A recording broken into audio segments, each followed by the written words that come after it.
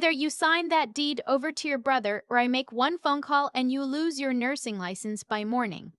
My aunt didn't say hello. She didn't ask how the drive was. She just stood in the doorway of my grandmother's house, arms crossed, and delivered that sentence like she'd been rehearsing it in the mirror for a week. I stepped inside anyway. The house smelled like it always had. Lavender sachets and old wood and the faint trace of the lemon cake my grandmother used to bake every Sunday. She'd been gone for 11 days. The grief was still raw enough that walking through that front door felt like pressing a bruise. But my aunt hadn't called me here to grieve. She'd called me here for the deed. Before I tell you what I said next, I want to ask you something. Drop a comment and tell me what's the most outrageous thing a family member has ever demanded from you. I read every single one. I set my bag down by the door and looked around the living room. My uncle was already there, sitting in the wingback chair that used to be my grandmother's favorite. My cousin Oliver was leaning against the fireplace, scrolling his phone like this was a casual Tuesday. And on the coffee table, between an untouched plate of crackers and a stack of sympathy cards no one had opened, sat a manila folder. Inside that folder was the deed to a house worth $340,000. My grandmother had left it to me, specifically, clearly, and in writing. Her estate attorney had read the will 3 days ago.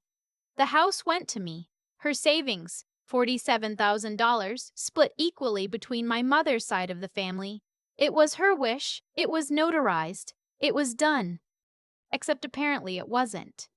She didn't know what she was signing at the end, my aunt said, moving into the room behind me. Her voice was practiced, reasonable. The voice she used when she wanted to sound like the adult in the room.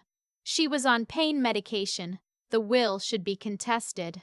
And the fastest way to resolve this, without dragging everyone through probate court, is for you to simply sign the deed over to Kevin. He needs a fresh start. You have your career, you have your apartment, you don't need this house. Kevin, her son, my cousin, 31 years old and, as of last month, out on bail for his third DUI. I looked at the folder on the table. I looked at Oliver, who still hadn't put his phone down. I looked at my uncle, who was studying the carpet like it owed him money. And then I looked at my aunt, who was watching me with the particular expression of someone who has already decided how this conversation ends. "What's the phone call?" I asked. She smiled. "Just barely. I have a friend on the nursing board. One anonymous complaint about a licensed nurse falsifying patient documentation, even if it goes nowhere, can trigger an investigation that takes 8 to 14 months to clear. You'd be suspended pending review. You couldn't work." She paused to let that land. "I don't want to do that. I want to keep this in the family." The room was very quiet. Outside, a car door slammed. 2 houses down, probably.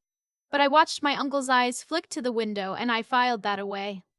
I had been working in the cardiac ICU for 6 years. I'd learned a long time ago that the worst moments, the ones that crack open the floor beneath you, don't announce themselves. They arrive looking like routine. And the only thing that keeps you functional when a patient is crashing in front of you is the same thing keeping me functional right now. You don't react. You assess. I sat down on the couch. "Okay," I said. "Walk me through what you're proposing." My aunt blinked. She'd expected tears, maybe, or anger, or me grabbing the folder and walking out. She hadn't expected compliance. She reset quickly. She's good at that, and pulled out the chair across from me. "It's simple. You sign a quitclaim deed transferring the house to Kevin. We handle the probate ourselves, no attorneys involved. You get the goodwill of the family, Kevin gets stable housing, and nobody has to go through a messy legal fight that could tie up the estate for 2 years. And my grandmother's wishes. Her wishes were influenced by a manipulative relationship you cultivated in her final months. She said it smoothly, like she'd been coached. Maybe she had been. You were over there 3 times a week. You were her nurse, essentially. There are people who would argue that constitutes undue influence. There it was. I had driven 40 minutes every weekend for 4 years because my grandmother was lonely and her knees hurt and she liked having someone to watch old game shows with. I had managed her medication calendar after her cardiologist flagged 3 dangerous interactions that nobody else had caught. I had held her hand in the ER at 2 in the morning twice, both times alone, because my aunt had a conflict and my mother lived out of state and Oliver had never once answered his phone. But sure, undue influence. That's a serious legal claim, I said. It doesn't have to get legal, that's what I'm telling you. I nodded slowly. I let my face do something that looks like wavering. I glanced at the folder. I let the silence stretch. And then I said, "You're right. I don't want a legal fight. Can I have a few minutes to think?" My aunt leaned back. She thought she'd won. "Of course. Take your time." I excused myself to use the bathroom. I didn't use the bathroom. I stood in my grandmother's narrow hallway, between the framed cross-stitch she'd made in 1987 and the school photos of me and Oliver that she'd never taken down, and I made 3 phone calls in under 8 minutes.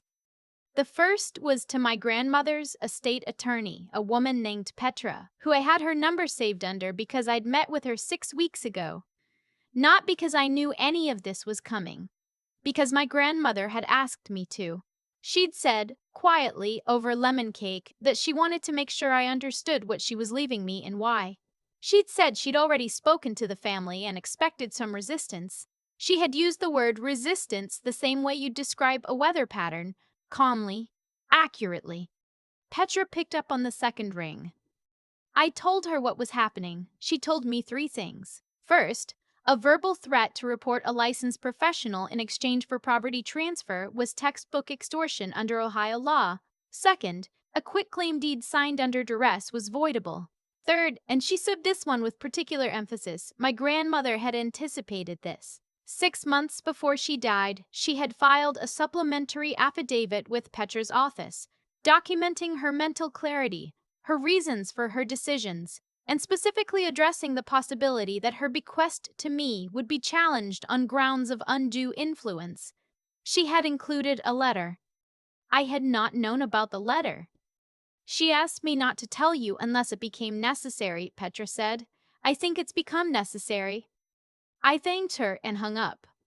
The second call was to my mother, who was in Phoenix and who burst into tears immediately upon hearing my grandmother's voice in my description of what she'd left behind. I told her to stay on the line, but to stay quiet. The third call was to a number I'd saved 3 years ago and never expected to use. My friend Dana from college, who had gone to law school while I went to nursing school, and who had texted me 8 days ago when she'd seen my grandmother's obituary. "I'm so sorry. I'm here if you need anything at all." I had texted back a heart emoji and cried in my car. Dana was a family law attorney licensed in Ohio. She answered on the first ring. I explained the situation in under 90 seconds. Dana said, "Do not sign anything.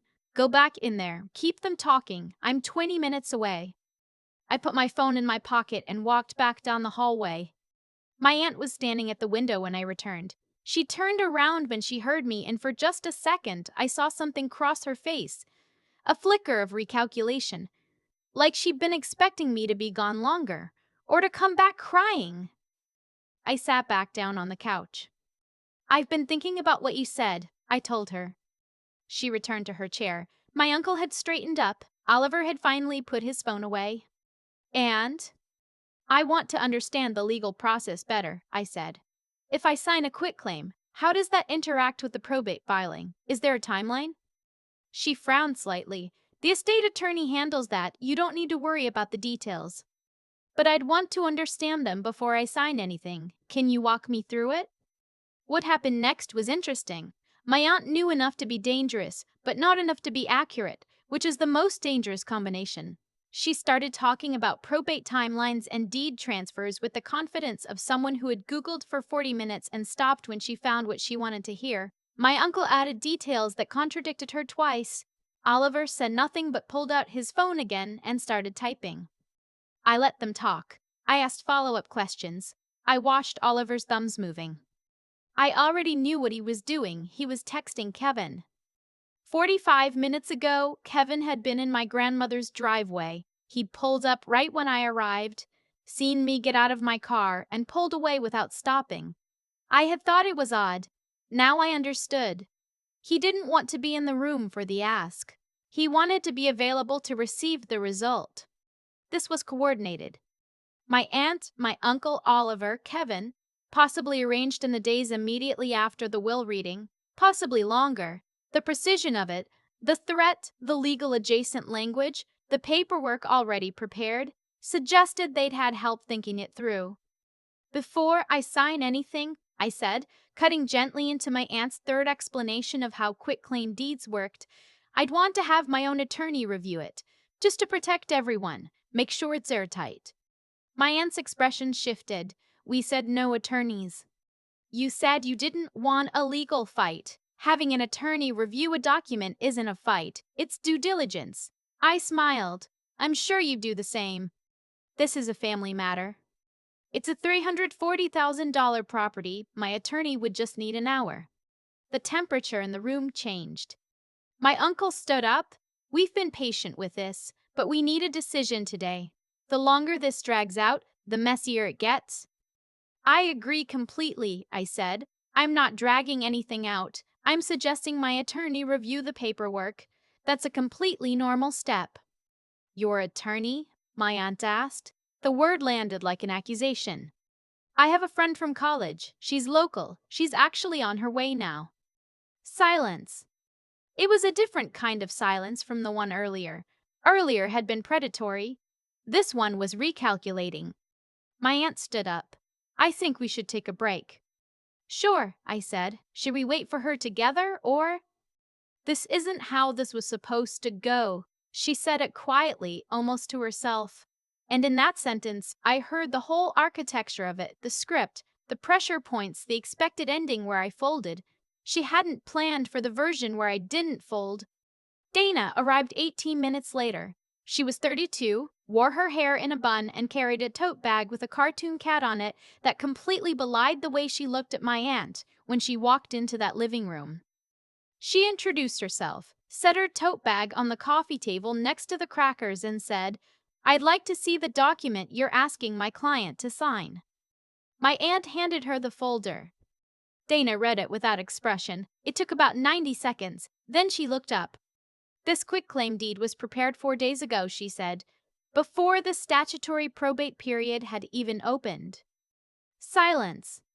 That means whoever prepared this document did so with the intent of bypassing the formal estate process entirely. She set the folder down. I also want to address the workplace threat that was made earlier this evening.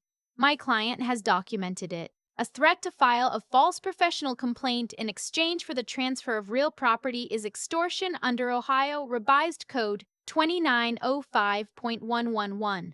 That's a third-degree felony. My aunt's face went very still. Now, Dana said pleasantly, you can proceed with the probate contest if you believe the will reflects undue influence. That's your legal right. But I'd encourage you to speak with your own attorney before you do, because my client has documentation from the estate attorney indicating that the testator specifically anticipated this challenge and prepared a supplementary affidavit 6 months before her death. Dana paused. Would you like the case number so you can review it yourself? My uncle sat back down. Oliver had stopped texting.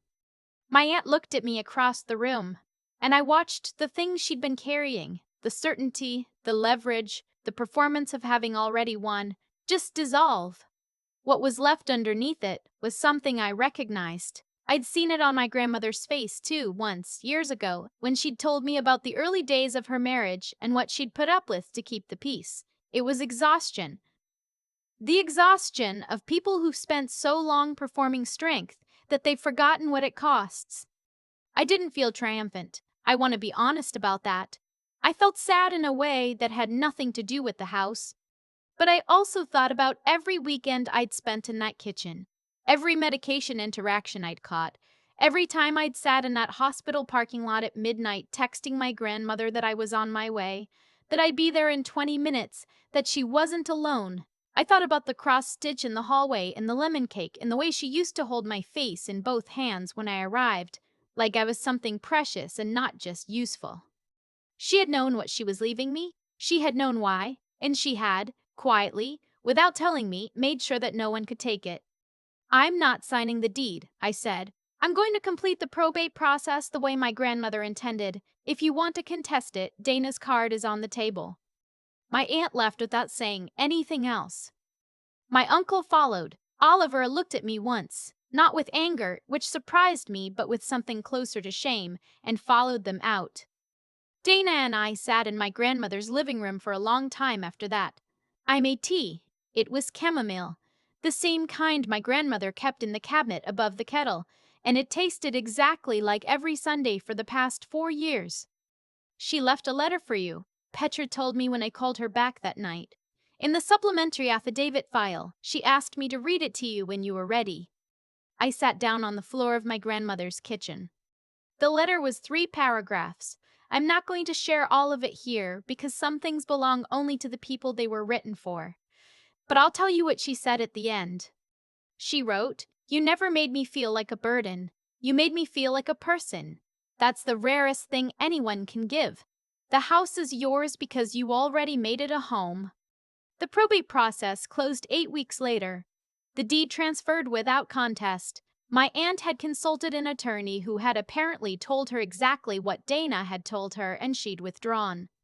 Kevin, as far as I know, is still renting a room from a friend. He has not reached out. That's fine. The house needs new gutters and the guest bathroom tile is cracked. And sometimes when I walk into the kitchen in the morning, the lavender smell is so strong it stops me in my tracks. I stand there for a second and let it. Some bridges you burn to protect yourself. This one I didn't have to burn. I just had to stand on it long enough for them to realize it was mine. If you've ever had someone try to take what you earned by someone who loved you, you're not alone.